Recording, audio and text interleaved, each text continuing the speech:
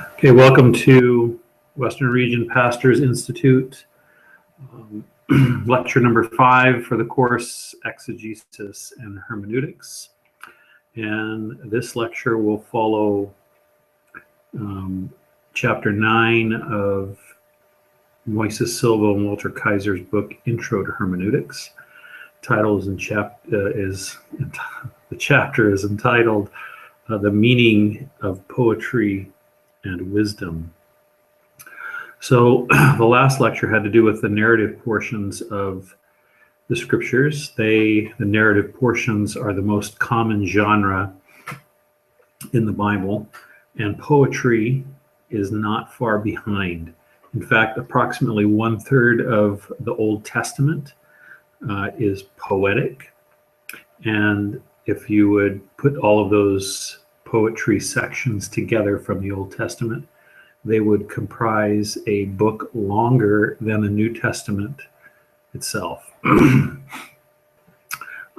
New Testament also contains poetic material. So poetry is a major part of the scriptures. Best known poetry in the Bible are the Psalms, followed by the Proverbs and other wisdom books. There are only 7 books in the Old Testament that do not contain poetry. Those 7 books would be Leviticus, Ruth, Ezra, Nehemiah, Esther, Haggai, and Malachi. In the New Testament, poetry is found in the form of quotations from ancient poets. One of the most famous quotes is from Titus 1:12, all Cretans are liars. And Acts 17:28, 1 Corinthians 15:33 also have some quotations from ancient poets. There are some examples of first century Christian hymns in the New Testament that take the form of poetry. So Philippians chapter 2, verses 5 through 11 is believed to be a first century Christian hymn, as well as 1 Timothy 3:16 and 2 Timothy 2:11 through 13. There are some passages in the New Testament that kind of follow the mold of the Old Testament poetry, most notably in Luke's birth account. So you have the Magnificat in chapter 1, verses 46 through 55. You have Zacharias's Benedictus in Luke 1:68 through 79, and Simeon's Nunc Dimittis, and that's found in Luke 2:29 through 32. And then you have some passages that have the style of poetry about them, most notably Jesus' lament over Jerusalem in Luke 13, verses 34 and 35. Parts of the Upper Room Discourse, including John 14:1 through 7, and many of the songs and apocalyptic imagery of the book of Revelation. And so we find poetry throughout the Bible. Now, poetry is an interesting part of the scriptures. Most of our memorable passages of scripture are poetic. The Lord is my shepherd, I shall not want. Easily memorized, very graphic in their imagery. They conjure up very powerful pictures for us. And so they're very much a part of the fabric of our understanding and our knowledge and our touch points with the Bible. On the other hand, much of the poetic parts of the Bible are ignored or unread. Because they are difficult, and sometimes the imagery and the language doesn't seem to make sense. We can't figure it out, and we can't figure things out. We toss them aside, even when they have like great nuggets of picturesque language.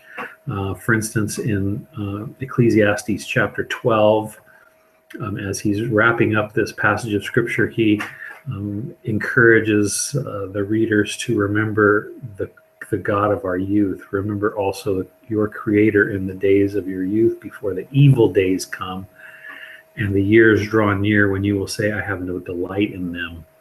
So it speaks about becoming older, and it's really seen as an allegory. But a couple of pictures that I think are fascinating that are painted here.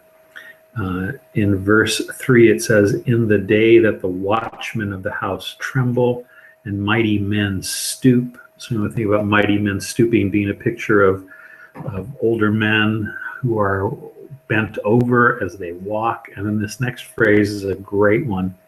"The grinding ones stand idle because they are few." And what that's referring to, the grinding ones being the teeth.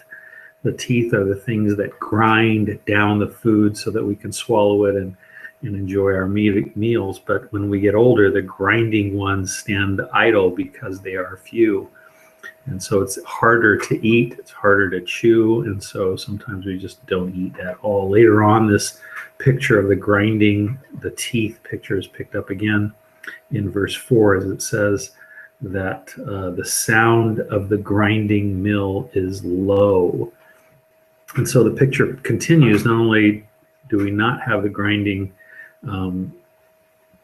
ones active, they're idle, but when they are active, they don't make a lot of noise because the food they have to eat is soft food.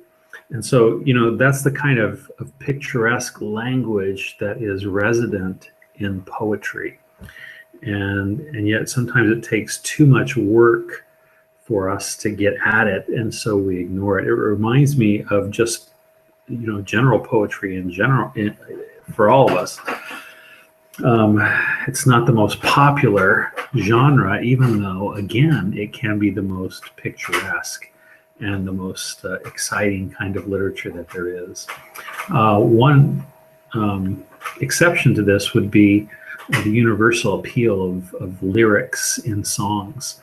And so we're exposed to the lyrical and the poetic in songs, and we have most of our connection there. And so there's an encouragement in this study, I think, to be aware of the special hermeneutics and the special hermeneutical demands of poetry. I think that this is one of the neglected areas of hermeneutics. In fact, I think just in general, not just amongst the populace, but even amongst the scholarship, that if we were to compare the different areas of hermeneutics, this is probably the area that needs the most work. Now I'm going to pretty much follow, again, like I mentioned, Silva and Kaiser's work. Just going to give you some of the different distinctions that they make, some of the definitions that they make. And there's going to be a lot of information in this particular lecture. And what you need to know is that the information that's available on this topic is at some level vast. So I'm going to recommend two books to you. One that you can just get for free on Google Play Books, but probably was the standard work from the 18th century on poetry. It's by a man named Robert Lowth, Lowth, called Lectures on the Sacred Poetry of the Hebrews. And like I said, that's available for free. It's pretty rugged. It's basically, I think, a PDF or copies of a book. It's not digitally entered, it's photographed. So that sometimes presents problems in reading. You might have to zoom in to read some of this stuff. And then the other one is E.W. Bullinger's Figures of Speech Used in the Bible. I also found that on Google Books for $2.50. In that book, Bullinger records over 8,000, if I'm not mistaken, forms or different figures of speech that are used in the Bible. So it's quite an extensive resource. Some of the key forms of poetry, first of all, would be the usage of parallelism. And basically, parallelism is the correspondence of one verse or line with another. And there are two major types of parallelism, and then one, that I'm not going to spend a lot of time on. It's controversial, fairly technical, and probably not so helpful for our purposes. But the first one is called synonymous parallelism. And this is basically where in two lines of poetry or literature, the second line repeats the first line without making any significant additions or subtractions from the lines. So for instance, Proverbs 120 would be one example of parallelism or synonymous parallelism when it says, "Wisdom calls aloud in the streets. She raises her voice in the public square." Or Luke 1:46 to 47 says, "My soul glorifies the Lord, and my spirit rejoices in God my Savior." I'm going to stop right there and just make a little comment about that. Why it's important to recognize that in Luke 1:46, 47, this is poetry, and why it's important to recognize that there's parallelism that's going on here. Some might be tempted to use Luke 1:46 to 47, "My soul glorifies the Lord, and my spirit rejoices in God my Savior," to make the argument that soul and spirit are referring to different things.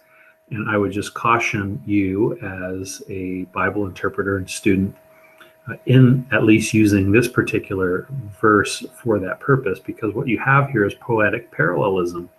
And what we know about that then is that basically the author is saying the same thing twice. He's not attempting to make a theological statement about the distinctions between spirit and soul, if there are any. He's simply using this pattern of repetition and parallelism to emphasize this glorifying and rejoicing in God my Savior, and that it incorporates the very innermost parts of my being.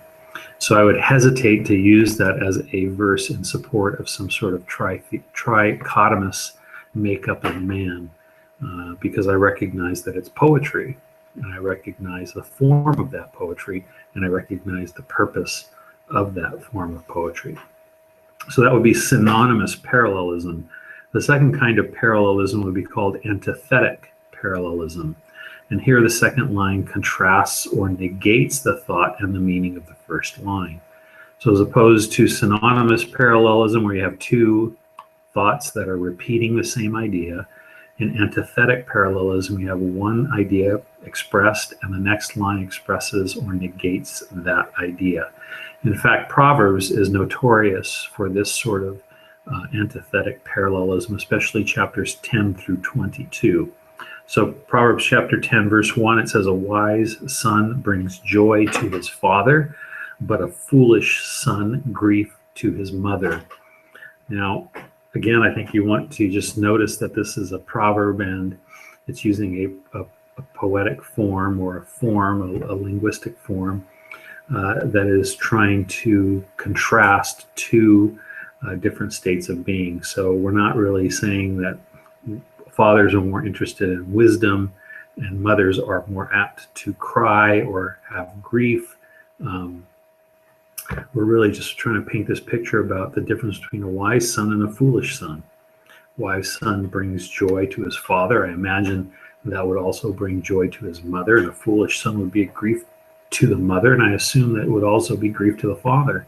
So we're not trying to make a distinction between father and mother. We're trying to use this parallelism in a manner that's expressive. And so you don't want to make too much of the distinctives or some of the elements of those distinctives in kind of overreaching. So Proverbs 27:6, "A similar wounds from a friend can be trusted, but an enemy multiplies kisses." So there you have another example of antithetic parallelism. The third, and one that we won't spend time on, is called synthetic parallelism. And basically here the lines are parallel in form, but not necessarily in meaning. A lot of problems and controversies over this particular one, and arguments about whether it even exists. So we'll just leave it at that. Another key form of poetry alongside of parallelism would be the tendency in poetry for conciseness or terseness of form. Typically, Poetry is divided into what are called stanzas or strophes.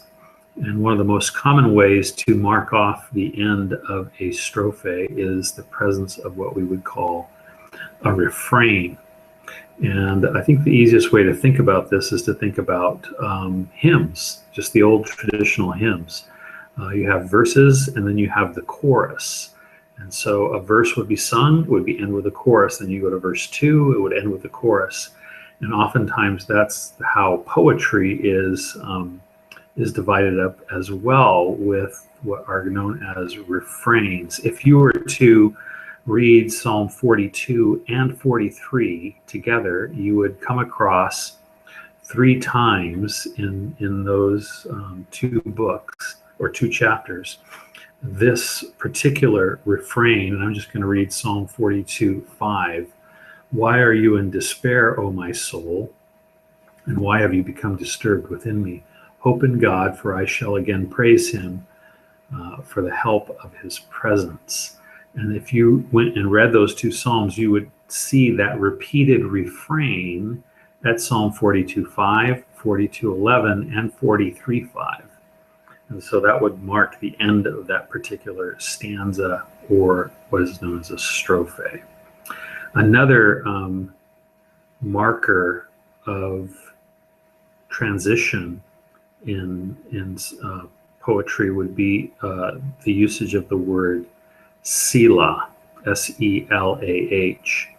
It is used 71 times in 39 different psalms, and it is also used in Habakkuk chapter 3 times. And so it seems to be some sort of transitional marker in the poetic structure. The other form that points to conciseness or terseness of form is what is known as the elliptic or ellipsis. And the ellipsis is a phenomenon where oftentimes the noun or the verb will be dropped from the second line, thus leaving no parallel grammatical form to balance the lines. And so in Hebrew poetry, you have a lot of this sort of ellipsis where things are left out of a particular construction. And it kind of is for the purpose of, or has this effect of being terse or concise. I kind of did this in an email that I sent today. I wanted to get some feedback from the church services yesterday. I was not there. I was preaching at a different church. So I sent an email to one of my staff people and asked, so-and-so was supposed to give an update on such and such. How did that go? ? And then I repeated the question, but I left out the front part. So it says, how did it go? ? Go over with you ? So I asked the question, and I skipped repeating the first 3 words of the question, how did that? So the first question was, how did that go? The second question was, how did that go over with you? But in my writing of the email, I skipped that how did that part in the second part of the question. So that's a form of ellipsis. We do it all the time. We just let the first part of the first statement of that sentence, or the lines that we're using, let it hang, and the person who's listening actually supplies that part of the question or that part of the statement that we left out.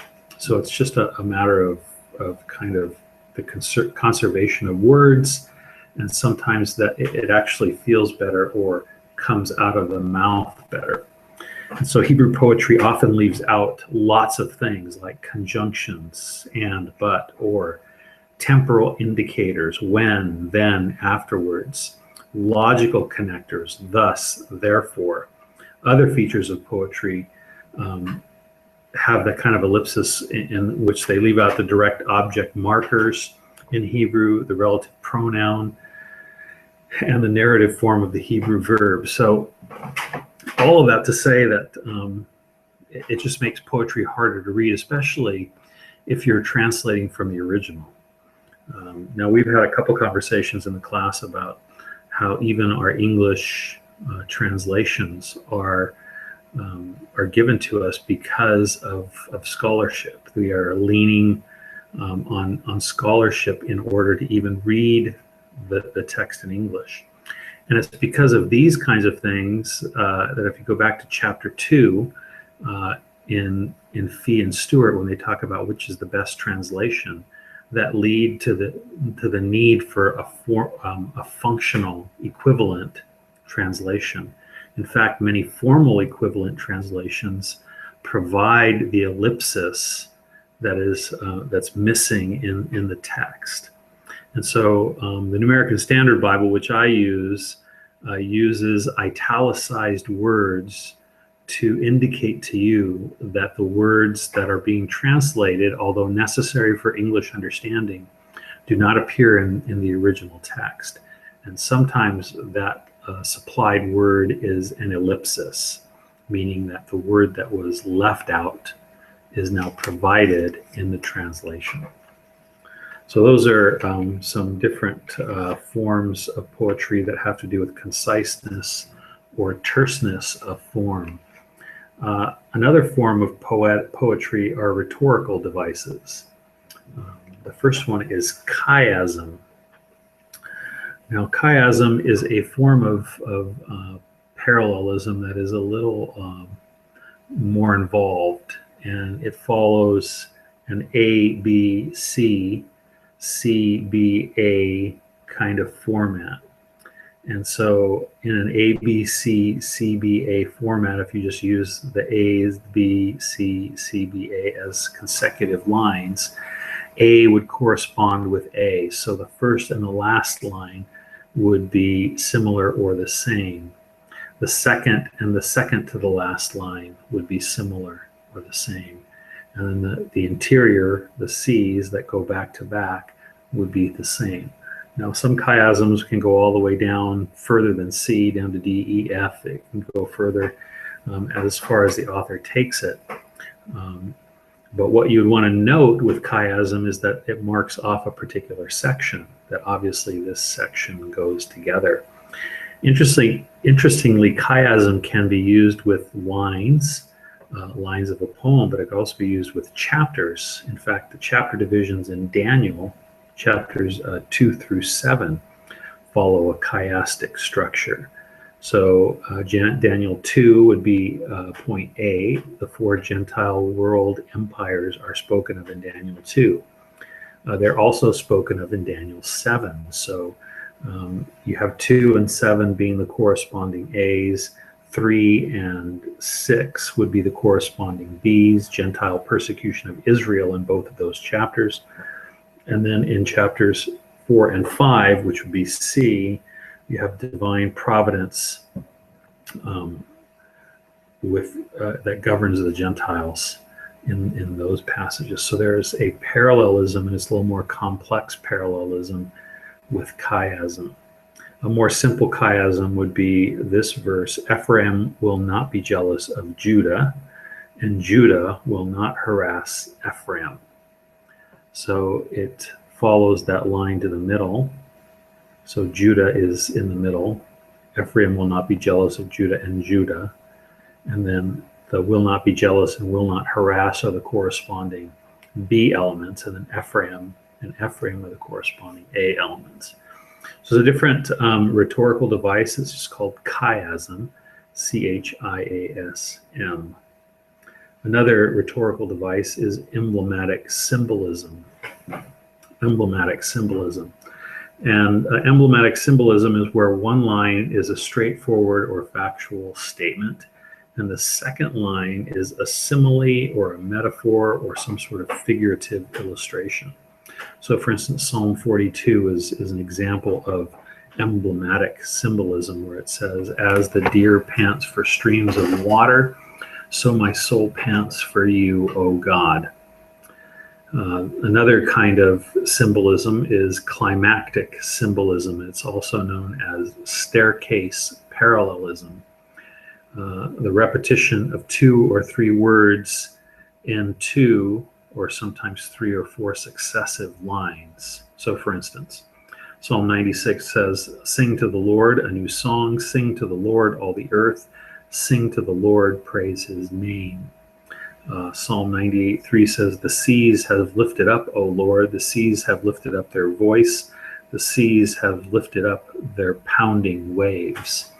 And so that repetition is kind of building up to a climax, and it's called climactic symbolism. Poetry is filled with figures of speech. In fact, the Bible is filled with figures of speech. And these present problems for interpreters.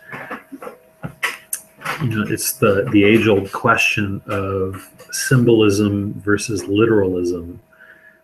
There are some who want to take everything literally unless the text demands that it be symbolic. And so we run across this challenge repeatedly in our conversations about how do we understand or how do we read these different figures of speech or this symbolism that's present in the Bible.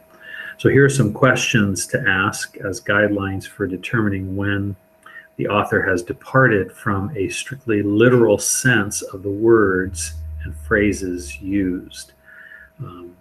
So number one, is there a mismatch between the subject and the predicate? So for instance, God is our rock. God, being the subject, is an animate object. Rock is an inanimate object. So we're not literally saying that God is a rock.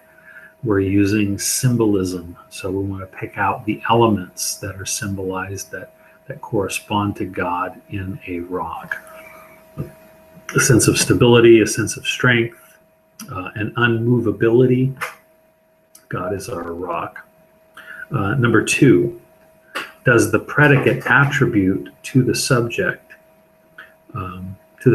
actions that are, let me read that again. Does the predicate attribute to the subject actions that are not possible in the real world, such as the mountains clapped their hands? So we know that mountains don't have hands to clap. So obviously what we have here is symbolism. That's an easy one. There are some that are more difficult. So for instance, when we read in the creation account in Genesis that a serpent talks, we should step back and say, is this symbolism that's being used here? What's going on? Because typically in the real world, serpents don't talk. Now, obviously, we believe that God can do anything, that God can make certain things happen. But when we see things that don't match reality, we should generally ask, is this intended as symbolism? Number three, is a colorful word immediately followed by a word that defines or restricts it, such as "we are dead," directly followed by the phrase "in our trespasses and sins." So we see in this passage that the word "dead" is not typically something that relates to trespasses or sins or those kinds of things. It typically relates to bodies and lives. So again, that's a sign that what we're dealing with is a figure of speech. Number four, might there be a reason for a figure of speech at this point in the text in order to give it a more dramatic emphasis, a heightened feel, or to make it more memorable? So as you're reading a particular text and something is used to draw more emotion or drama into the text or into the content that's being spoken, then we might want to see that as symbolism. And number five, is the feature I have decided to call a figure of speech identifiable in other contexts? And so we want to compare that with other contexts to see if it makes sense across the board. So those are some guidelines for determining whether or not a particular figure of speech is is intended. If we can bypass the literal approach that we've come across. So here are some different kinds of figures of speech, and there are quite a few of them. A simile is a figure of speech, and basically a simile is a comparison between two things or two actions in which one is said to be as or like the other. Typically, a simile will actually use the word as or like. For instance, the day of the Lord will come like a thief in the night. So there is a comparison between the day of the Lord and its appearing and the appearing or the coming of a thief. The kingdom of heaven is like a treasure hidden in a field. Those would both be similes. A metaphor is a comparison that is unexpressed or merely implied. And basically what we're saying is that it doesn't actually tell us that it's a simile or a comparison by using the word like or as. It just makes the comparison. So when Jesus refers to Herod, he says, go tell that fox. That's a metaphor. Another figure of comparison would be parables and allegories. And in this context, a parable is a simile that is extended into a story. And so really the kingdom of heaven is like a treasure hidden in a field, is the beginning of some of those other broader lost and found parables that we run across in Jesus's parables. So a parable is a simile that is extended into a story. An allegory is a metaphor that is extended into a story. So those would be figures of comparison. There are figures also of addition or fullness of expression. Addition or fullness of expression. The first one would be pleonasm. And a pleonasm is a redundancy of expression that's used in order to obtain a certain effect on the mind of the listener or reader. So in the book of Genesis, we have this phrase, you'll remember it as soon as I speak about it. The chief cupbearer did not remember Joseph, he forgot him. And so there is a redundancy there to emphasize I can't believe that he forgot him at this point in the story. Paranomasia is a fullness of expression by repeating words that are similar in sound, but not necessarily similar in a sense or meaning. So, for instance, in Genesis chapter 1 and verse 2, in the Hebrew, formless and void are the Hebrew words tohu wabohu. Now, that makes a particular sound that sounds the same when you're speaking that in Hebrew. It's memorable. It really doesn't connect formless and void in any other way than they sound good together. In 2 Corinthians 9:8, Panti pantate pasan, in all things always having all sufficiency. Again, it is a paranomasia, where a word is repeated multiple times to draw attention to the expression. A more familiar figure of addition or fullness of expression would be hyperbole, and that would be overstatement to increase the effect of what is being said. So in Psalm 66, I filled my bed with weeping. Jesus uses hyperbole in the Sermon on the Mount. If your eye offends you, pluck it out. So we recognize that it's not literal. Jesus is not asking us to literally pluck our eyes out. He's speaking using the figure of speech known as hyperbole. He's overstating to emphasize what he's saying as important. And so we don't take that literally. Another figure of addition or fullness of expression is hendiadys. And hendiadys is using two words when only one thing is being referred to. So in Genesis 19, it rained down fire and brimstone. And really what's being spoken of is this one thing that's coming down, but it's spoken of as two things. John 1:14, full of grace and truth. We're not really to make a huge distinction between those two. Another way of saying it would be God's gracious truth, but it lends more. It's a fuller statement. It's a more impactful statement to say full of grace and truth. A hendiatris is using three words to express a single concept. So I am the way, the truth, and the life. Thine is the kingdom, the power, and the glory forever. In Daniel, all the people, all the nations, and all the languages should fall down and worship. So we're basically talking about the same thing using three different words for emphasis. Those would be figures of addition or figures of fullness of expression. Figures of relation and association. So you have metonymy. Metonymy is the substitution of a name or an attribute, or the name of an attribute or adjunct for that of the thing meant. Let me read that again for you. The substitution, metonymy, is the substitution of the name of an attribute or adjunct for that of the thing meant. So it's some of these, this is why you didn't study poetry, right? Because these things are impossible to memorize and remember. But basically, metonymy is when we say suit, when we mean executive.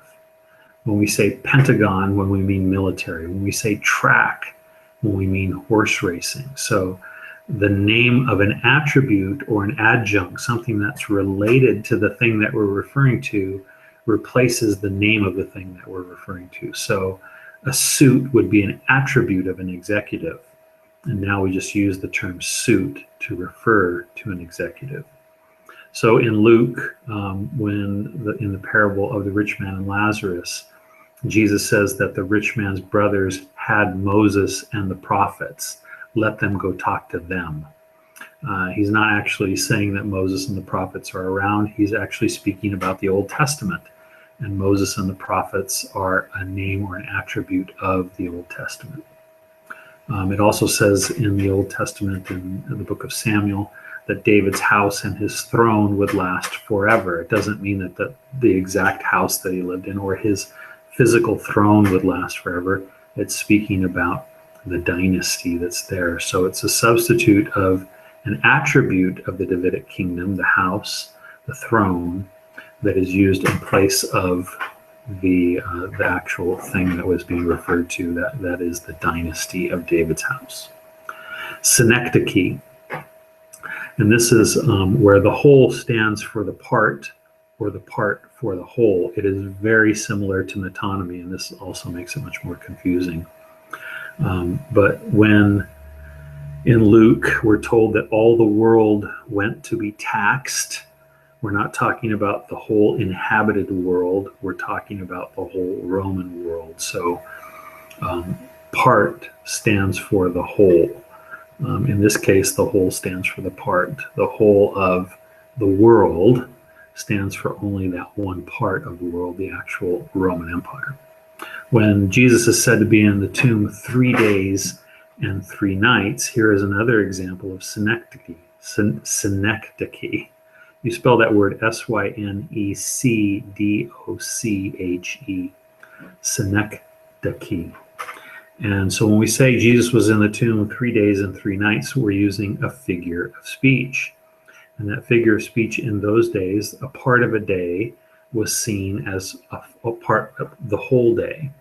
And so when we say 3 days and 3 nights, we don't necessarily mean it literally. It means that any part of the day could stand for that day. And so Jesus being in the tomb Friday evening, Saturday, and Sunday morning would stand for the whole 3 days and 3 nights. Nice threads is a synecdoche.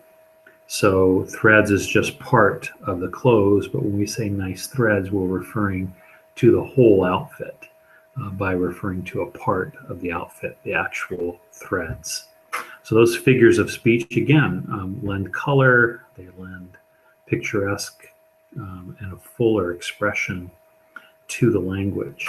So, with the 3 days and 3 nights thing, you have people who are, tearing up the scriptures, tearing up historical kinds of dates and timelines, and trying to figure out when and how they can actually get a literal 3 days and 3 nights into the story.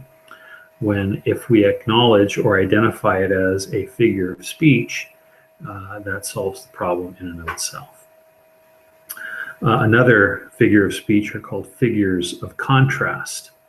So irony is a figure of contrast, using words to convey the opposite of their literal meaning. In 2 Samuel, when Michal describes her embarrassment at King David, she says, "How the king has distinguished himself today by disrobing and flaunting himself." And so she's actually using the phrase distinguished himself ironically. He isn't distinguishing himself in her mind. And so she's using irony here to convey her disgust. Another figure of contrast is litotes. And this is a form of understatement that affirms a statement by negating its contrary. This too seems complex when I read the definition, but when I read some of the examples, it'll be more clear. You won't be sorry. It's not too bad. So when we say it's not too bad, we mean it's pretty good, but we say it with the negation. I'm not as young as I used to be, means I'm getting older. She is no beauty queen, means she's ugly. So those are examples of litotes. In the Bible, Jeremiah 30 says, "I will multiply them, they will not be few. I will make them honored, they shall not be small." And from the Psalms, "Let me not be ashamed." All of those are forms of litotes. Euphemism is the substitution of a gentler, more pleasant, and modest expression for a word that is more disagreeable, harsh, or indelicate. So, for example, in a couple of places in the Old Testament, in Judges 3:24, 1 Samuel 24:3, men are described as covering the feet, and there it is a euphemism for defecating.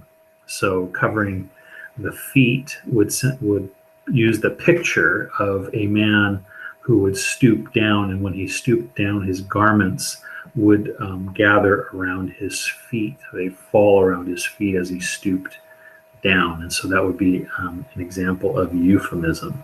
In the book of Ephesians, it says, "All those who are far off or far away have been brought near."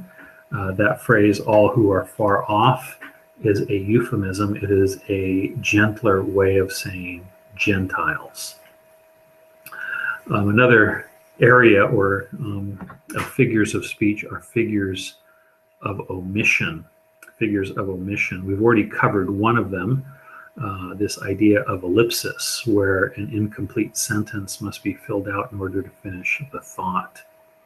A good example of that would be 2 Thessalonians 2:3, if you want to look that up. And another form of omission would be called zeugma. And zeugma is a form or a figure of speech that yokes two subjects or objects together with one verb, in which the verb actually functions appropriately for only one of those two subjects or objects. So, for instance, in Genesis 4:20, Jabal was the father of all who live in tents and cattle. Well, he typically cannot become the father of cattle. So basically what's being said there is that he was caring for the cattle as well. He took that fatherly role in his nurturing of the cattle. So those are some of the issues that we need to deal with when we deal with poetry, being familiar with poetic language, figures of speech, the different variety of figures of speech. We've only touched on some of them, not all of them. They're complex, and this makes for work when it comes to hermeneutics and exegesis with regard to poetry. The second category that we need to briefly talk about is wisdom literature. Wisdom literature would typically be referred to as the book of Job, Proverbs, Ecclesiastes, Song of Solomon, and some Psalms. And some features of wisdom literature would be alphabetic acrostics. And an acrostic is just something where the first line of a verse would start with a successive letter of the alphabet. And some of these alphabetic acrostics that are in the scriptures are Psalm 37. Maybe the most familiar or famous acrostic is Psalm 119. And then also Proverbs 31 verses 10 through 31 is an acrostic. That is one of the features of wisdom literature. Another feature would be numerical sayings. Many of these come in Proverbs 30, where 6 things the Lord hates, where we have lists and they're coupled or they're grouped together in a numerical form. So 4 things, 2 things, 6 things. Another feature of wisdom literature are the blessed sayings. So even Jesus' Beatitudes would fall into a form of wisdom literature. Blessed are. Another form, the 4th one, would be better sayings. And this is one of the features of the Proverbs. Better the little that the righteous have than the wealth of many wicked. So the better sayings. Comparisons, admonitions, addresses of the Father to the Son, which is also a feature of both Ecclesiastes and Proverbs, where Son, hear my words, listen to my teaching. And then the use of proverbs, similes, and rhetorical questions. A couple notes on Proverbs, and then I'll just list a couple of things for you, and we'll be done for this particular lecture. But a proverb poses another hermeneutical problem for us. So we want to kind of understand exactly what a proverb is and how we should handle them. Proverbs are basically brief sayings that are memorable or embody the wisdom of many. They possess kind of a fullness of meaning. And oftentimes parables or proverbs have a bite or a kick to them. And that ensures that they're salty and will be remembered and have ongoing usefulness. So many of the proverbs kind of make us chuckle with recognition. Many of them are, words and phrases that just stick with us.